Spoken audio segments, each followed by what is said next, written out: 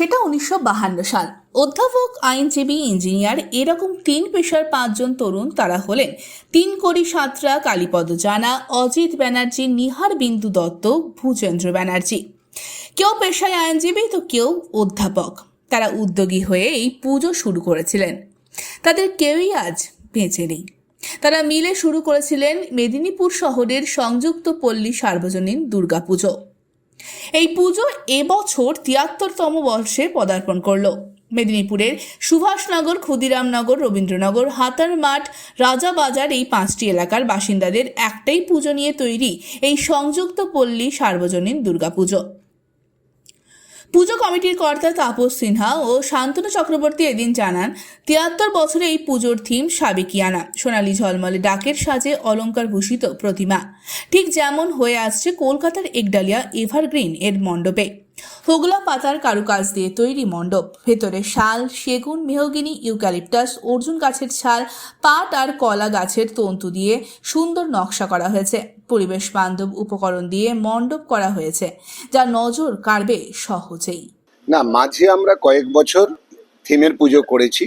আমাদের পুজো 73তম বর্ষে, সংযুক্ত পল্লীর পুজো 73তম বর্ষ এবার আমরা পুজো করছি। এটা জানেন যে স্বাধীনতা সংগ্রামের পরেই মানে স্বাধীনতা লাভের পরে 1952 সালে 5 জন যুব মিলে, 5টি পাড়ার যুব মিলে তারা এই সংযুক্ত পল্লীর পুজোটা তারা সূচনা করেছিল। যখন পুজো সূচনা হয়, সাবেকিয়ানায় চলেছে দীর্ঘদিন। পরবর্তীকালে সমাজের কিছু ঘটনা তুলে ধরার জন্য আমরা থিম করেছি। আমরা কোভিডের যন্ত্রণা তুলে ধরার জন্য কোভিড করেছি। স্বাধীনতা সংগ্রামে মেদিনীপুরের বিপ্লবীদের ভূমিকা তুলে ধরার জন্য তার 75 আমরা তুলে ধরেছি। আমাদের ফেলে আসা দিনকে তুলে ধরার জন্য আমরা ইতি কথা করেছি। এবারে আমরা তরুণ প্রজন্মের সামনে সাবেকিয়ানা কেমন ছিল এই প্রজন্ম জানে না। চারিদিকে শুধু থিম করলে তো হবে না, আমাদের ইতিহাসটা তুলে ধরতে হবে। সেই কারণে আজকে যে সমাজের অসুর নিধনের যে কাজ এখনো চলছে, সেই জন্য সাবেকিয়ানার পুজোতে আমরা অপরূপ সৌন্দর্য, ইন্টারনাল বিউটি, তার সঙ্গে যেমন আমরা দেবীর মানে দুর্গার প্রতিমার রূপকে ফুটিয়ে তোলার চেষ্টা হয়েছে। আমাদের শিল্পী সঞ্জিত গুপ্তা, তিনি এই মূর্তি তৈরি করেছেন এবং শুধুমাত্র পরিবেশের কথা বিবেচনায় রেখে আমরা প্যান্ডেল সজ্জা করেছি। দেখতে পাচ্ছেন চারিদিকে কাঠের কাজ। এখানে আমরা ব্যবহার করেছি যেমন ফ্লাই, তার সঙ্গে আছে শাল, তার সঙ্গে আছে মেহগনি, তার সঙ্গে আছে ইউক্যালিপটাস। এই সমস্ত কাঠ থেকে কারুকার্য করে এই প্যান্ডেল তৈরি করা হয়েছে। প্রায় 15 লক্ষ টাকা বাজেটের এবারের এই পুজো, এটা আমরা করছি। আমাদের কিছু সাংস্কৃতিক অনুষ্ঠান থাকবে, কিছু মানুষকে আমরা শারদ উপহার দেব উদ্বোধনের দিন। যাদের প্রয়োজন আছে তাদের হাতে আমরা কিছু কাপড় চোপড় আমরা তুলে দেব। আমরা যে সেবামূলক কাজের মধ্যে এ সমস্ত কিছু আছে। আর তার সাথে সাথে স্থানীয় শিল্পীদের নিয়ে সাংস্কৃতিক অনুষ্ঠান এটা থাকবে। বিগত কয়েক বছর ধরে আমরা সাবেকিয়ানা করে তার সাথে থিম করে আমরা দর্শকদেরকে আলোড়িত করতে পেরেছি।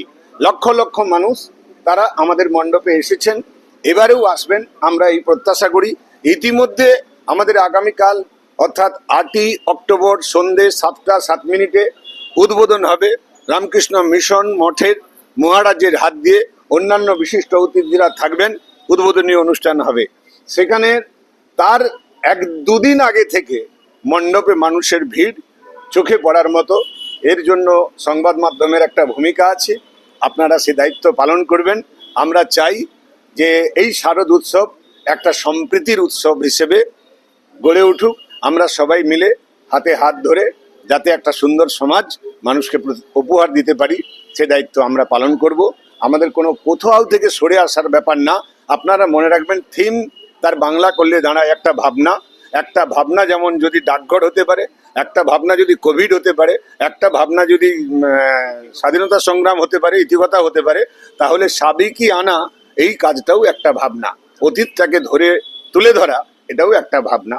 আমরা যেটা কলকাতার শিল্পীদের নিয়ে যে সমস্ত অর্কেস্ট্রা, যেই সব অনুষ্ঠানগুলো আমাদের চিরাচরিতভাবে 4 দিন ধরে হতো, আমরা সেই অনুষ্ঠানগুলো এবারে করছি না। কোনো ব্যান্ড, কোনো রক, একটা সামগ্রিকভাবে অন্য ধরনের পরিবেশ পরিমণ্ডল তৈরি হয়েছে।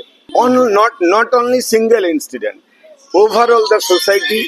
আমরা যখন মানুষের কাছে গিয়েছি, নট অনলি সিঙ্গেল ইনসিডেন্ট, আমরা যখন মানুষের কাছে গিয়েছি এই 5 পাড়া নয় তো এখন অনেকগুলো পাড়া আমাদের সাথে যুক্ত হয়েছে, সংযুক্ত পল্লীতে যুক্ত হয়েছে, অনেক মানুষ যুক্ত হয়েছেন। তাদের ভাবনা আমরা শেয়ার করে নিয়েছি এবং আমাদের গোটা কমিটি সর্বসম্মতভাবে আমরা রক্তদান করব, আমরা স্বাস্থ্য পরীক্ষা শিবির করব, আমরা মানুষের হাতে কিছু উপহার দেব, মানুষের পাশে আমরা থাকব। আর পুজো মানুষের একটা আবেগের ব্যাপার, সেই পুজোটা হবে। কিন্তু উৎসব আকারে যে অনুষ্ঠান করা, ধরুন রক ব্যান্ড এই সমস্ত কিছু, এগুলো আমরা বাতিল করেছি, আমরা বাতিল করেছি, এগুলো বাতিল করেছি। ফিউরো রিপোর্ট, এএনএম নিউজ। আরও খবরের আপডেট পেতে সাবস্ক্রাইব করুন আমাদের ইউটিউব চ্যানেলটি আর বেল আইকনে ক্লিক করুন নোটিফিকেশনস পেতে।